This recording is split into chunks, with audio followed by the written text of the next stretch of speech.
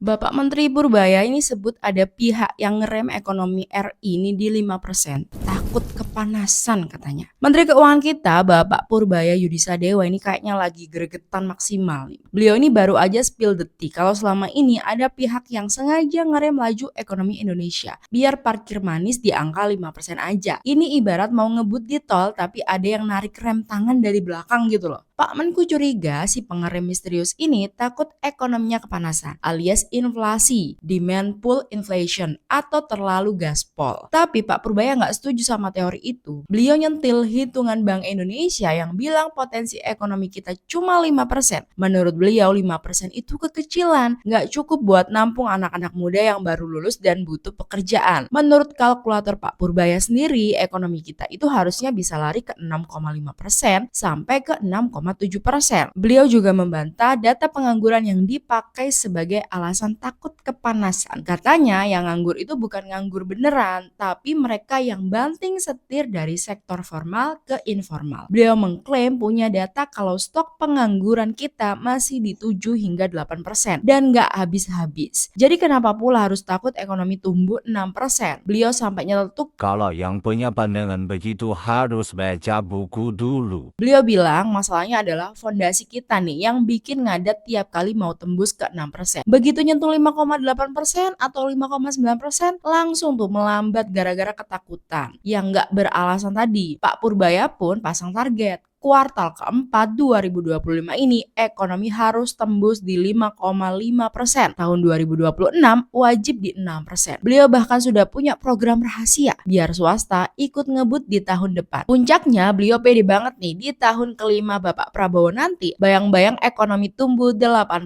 itu udah mulai kelihatan. Gimana menurut kalian?